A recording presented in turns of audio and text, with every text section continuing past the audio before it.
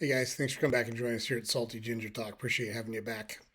So today, our episode, we're going to focus on some thoughts, just some basic thoughts, overarching thoughts that can be very helpful in helping you build the life that you want. So people want different things. For some people, financial success is very important. For some people, relationships are very important. For some, happiness is very important. We're not here to tell you what you should and should not go after. My wife and I raised three boys. They're all very different. They came from the same two people. They're very different people, and they've grown up into very different lives. Very proud of all three of them, but they all three want different things out of life. And the only thing we ever told them was, you should be going after something hard.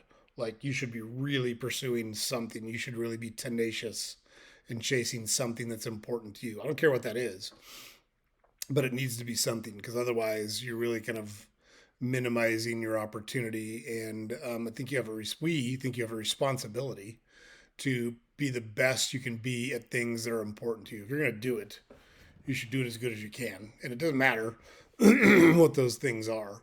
In our economics podcast, we talked about our economics episode, we talked about opportunity cost. And it's always important to keep in mind the opportunity cost, because there's always an opportunity cost. When you choose to do something, it prevents you from doing many other things. And I think that opportunity cost is very important.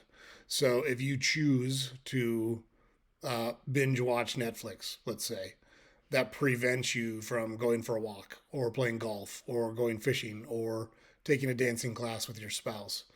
And sometimes any of those things can be good. Sometimes the binge watching is good because you're connecting and snuggle up on the couch, and that's okay too. But you should be conscious about that. You should be conscious about the decisions that you're making and the opportunity cost that it's costing you to make those decisions. Scrolling through social media is one that's it's easy to lose hours scrolling through things, and I'm certainly not immune to it. I found myself before going, "What the hell? I've been sitting on my ass for a couple hours. So I got to get up and get moving." So that's what we're going to talk about today. We're going to have 8 thoughts, just 8 generic thoughts that if you think through, make these a mantra for a month. Pick one of them and just get up every day and think X, whatever X is, and see how it works for you. See if it helps you refocus. See if it helps you change your habits. See if it makes you think about things differently in a way that changes your behavior. Because if you want a different result than the one that you're getting, you need to take different actions than the ones that you're taking. That's really straightforward. And if you take an action and you don't get the desired result, that's okay. You've gotten feedback and you've learned something, and you can apply those learnings to the next decisions that you make. You can tweak or change your actions to try to target them more specifically for the outcome that you're looking for. So, think about those things as we go through them. It's really you have to train your mind to think differently so you can train yourself to take different actions. And that's what successful people do. They're honest with themselves. They assess their situations. When things are going good, they try to improve on it. When things are going bad, they try to change it. And so that's kind of the point of what we're doing today. So, number one, life waits for no one. I say a lot, the graveyard is full of indispensable people. We replace the president of the United States every 4 years. We can replace whoever you are, whoever I am. Like, nobody is indispensable. Nobody's irreplaceable. 100 years from now, all of us are going to be dead. We just are. And so someone will have to step in and do the things we're doing, or pick up the torch that we've been carrying. And you got to think about that. Life doesn't wait for you. It doesn't wait for you to feel better. It doesn't wait for you to be less upset. It doesn't wait for the time to be right. Life doesn't wait. You've got to push forward, and just get up and push every day. And you get to choose what you push on. It doesn't matter, but you shouldn't be floating. You shouldn't be floating. You shouldn't be coasting. I work for a super successful guy, multi-billionaire, and he loved to say the only way you can coast is downhill. And it's a great way to think about it, because if you're coasting, somebody else out there, your competition, is not. They're grinding, and they're going to be putting either gaining on you or putting distance between you and them if they're already ahead of you. So life waits for no one. Keep that in mind. Every time you're feeling lazy, you don't want to get up, you want to hit the snooze button. I don't want to get out and do my workout today, whatever the case may be. Life's not going to wait for you. And 6 months from now, it's going to be 6 months from now. You can either be 6 months from now further along than you are because you were disciplined and you stayed your course and you changed your habits, or you could be 6 months down the road right where you're at going, damn it, I wasted 6 months. Got to think about that. Two, time is the great equalizer. Everybody gets 24 hours a day. So it doesn't matter how much money you have. It doesn't matter how where you are born, the United States or in Kenya or in Antarctica. It doesn't matter. Everybody gets 24 hours. I think about that a lot. I look at a guy like Elon Musk, and I would not want Elon Musk's life. With that said, it's impressive how much that guy manages. He runs SpaceX, he runs Twitter, he runs Tesla. It's crazy what that guy is able to do in 24 hours. And so I always challenge myself and go, hey, that guy can get all that done.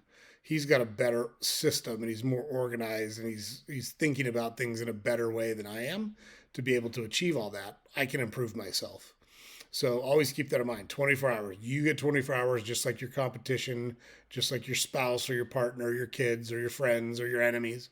Everybody gets 24 hours. Take those 24 hours, treat them like a bank. What are you going to do with those 24 hours?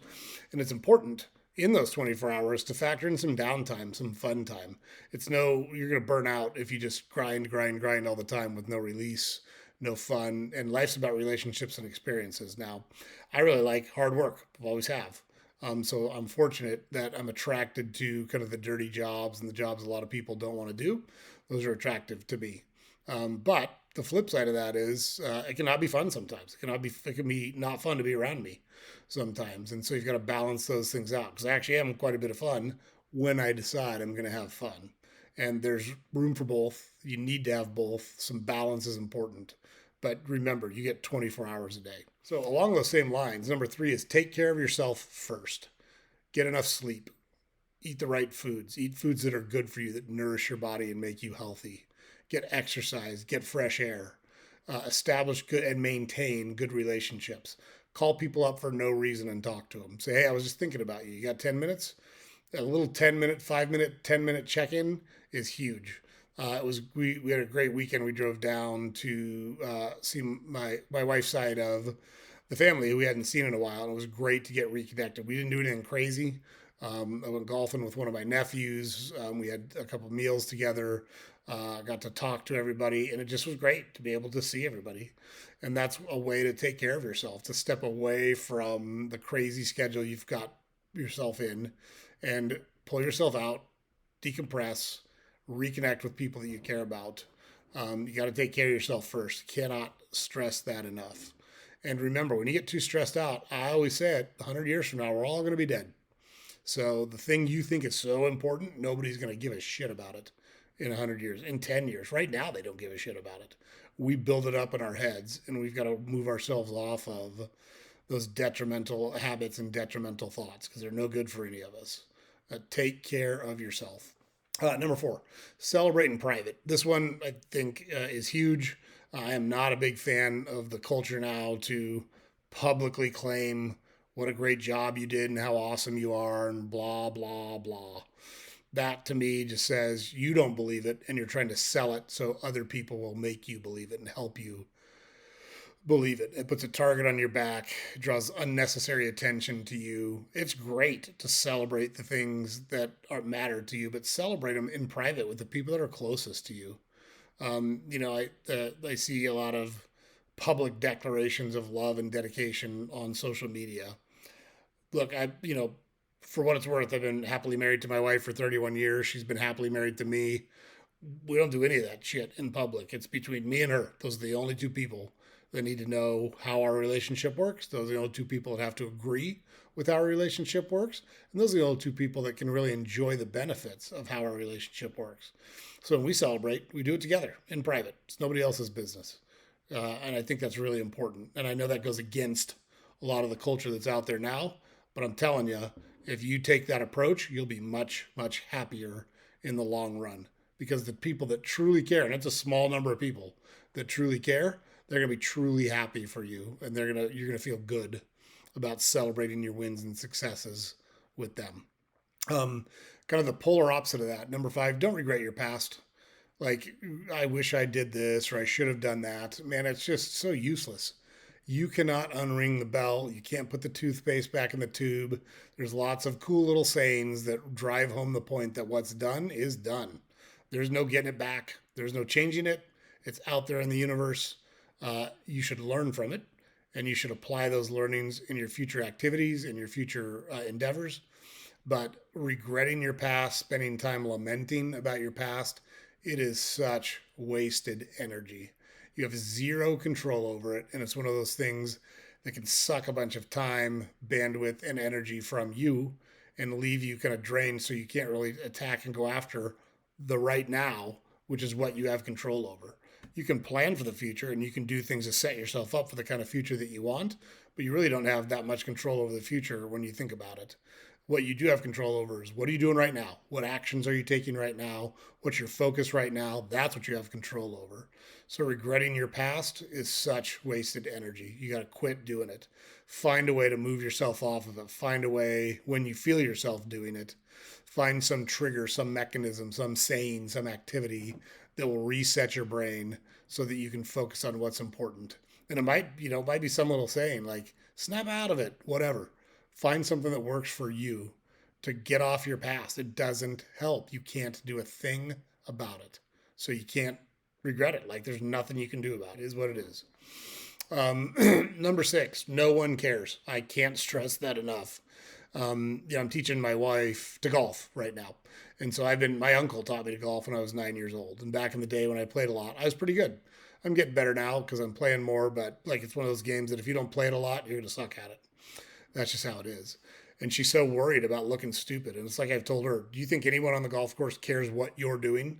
They're so worried about what they're doing, they don't give a shit about what you're doing. They're not paying any attention to you other than she's good looking. So, like, guys like looking at good looking girls. So, if she's out on a golf course, she attracts a lot of attention because she's pretty and good looking.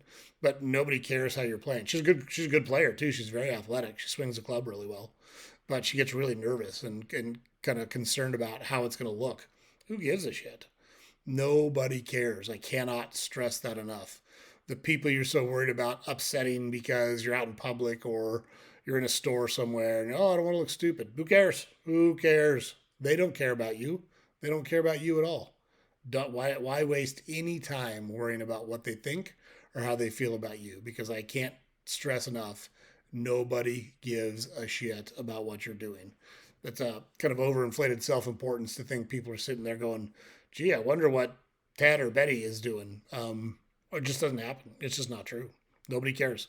Keep that in mind. Nobody cares. You should focus on the things that are important to you and the people closest to you, because that's the only people that actually care about anything you've got going on. Number 7, control your emotions. Can't stress this one enough. I was fortunate that my last 2 years of playing baseball, I was a closer. And so it teaches you a lot because you go into high pressure situations. There's a lot of people yelling at you. Sometimes they're cheering for you. Sometimes they want you to fail.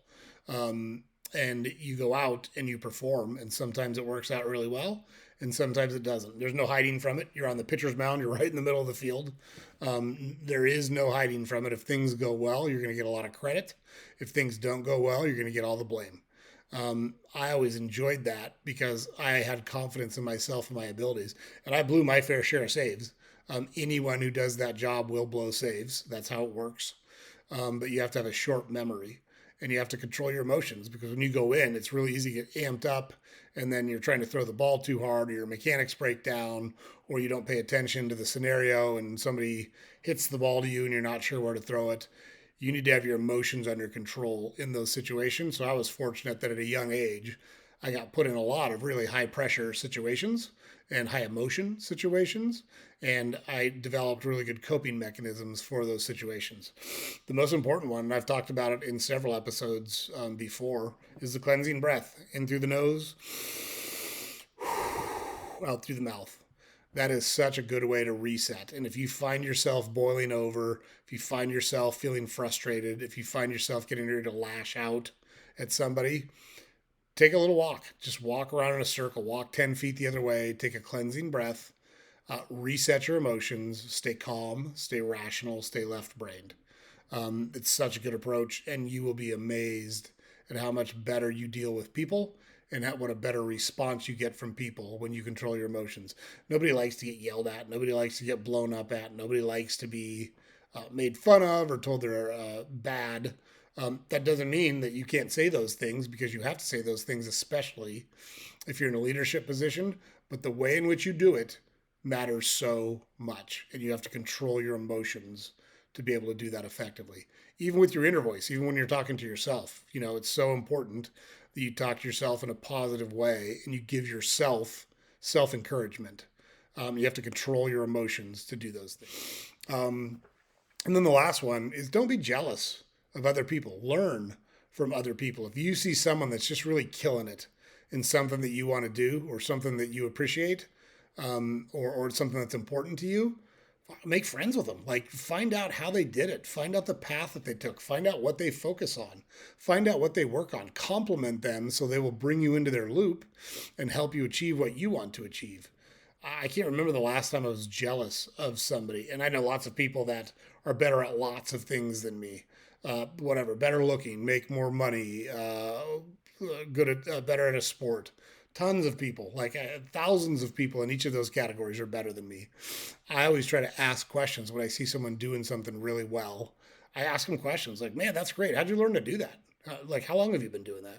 What was your approach? What did you focus on to get good at it?" And the story is almost always the same. When I first started, I sucked, and then I did X, Y, and Z, and I did it meticulously and consistently over a long period of time, and that's how I got to where I'm at. So there is no shortcut. There is no jumping the line. There is no, I'll just do this and it'll work. You have to put the work in. But you can learn a lot from other people who are being successful at things you want to be successful at. Because most people want you to be successful, they want to help you. They appreciate and are flattered by you recognizing their excellence in a particular category. When I first we moved across the country, and I took a job at a place, and I felt like I was really struggling. It turns out I was doing better than anyone they'd brought in, but I felt like a trout in the boat. I thought I was failing miserably. And I talked to a person. She was there and doing the job I did, and did a great job. And I just went into her office one day and said, "I'm not getting it. You're great at this. I need you to teach me. Like, you're excellent at this job, and I need your help to be successful, because I don't think I'll make it unless I get your help." And she was super helpful, and she really helped me be successful. But it's because I didn't have an ego about it and say, this, that, the other. She's been here longer than me. She knows the right people. Blah blah blah. No, she did a great job. I shut my mouth and said, "You're awesome. I'm not. Can you help me get better?" And she did. So jealousy, it's such a wasted emotion. It's such a waste of energy. Don't be jealous of other people. So it's just not useful. If you think about all of those things, they've got kind of a commonality to them of a positive energy, a positive interaction with other people, not worrying about things, not stressing about things, controlling your emotions, and really putting your time, effort, and energy on things that are going to make you more successful and more productive. And don't overdo it. You can't take on 10 new things at once. Just do one thing. Just do one thing and get better at that. And then a month later, incorporate one other thing. If you do that 12 times, at the end of the year, you're going to have 12 new good habits. Think about that. In 5 years, you'll have 60 good new habits just for making little tweaks once a month. I mean, it's so powerful when you think about it that way. So just to recap, life waits for no one. Time is a great equalizer. Take care of yourself first. Celebrate in private. Don't regret your past. It is absolutely useless. No one cares. Can't stress that one enough. Control your emotions. And don't be jealous of others. Learn from them. So those are the 8 tips. Those are the 8 thoughts. I encourage you to take one of those. Just take one of those, and every morning for a month, take one of those and say, "Hey, I'm going to keep this in the front of my mind today. Life waits for no one. I'm not going to waste time today. I'm not going to procrastinate today. I don't care if I'm worried or nervous or scared or anxious. I'm going to swallow hard, and I'm going to do the things that I've been avoiding, because I know I don't have unlimited time. I know at some point the bell's going to ring for me, and I want to be as far down the road as possible when it happens." Hope you guys found those useful. Appreciate you guys coming back and checking us out. Don't forget to go over to our website, saltygingertalk.com. We've got links to our social media pages over there. We've got all of our content over there. All of our podcast episodes are available there. And you can also sign up to receive our newsletter there. So thanks again for joining us, guys. Have a great day, and we'll see you next time.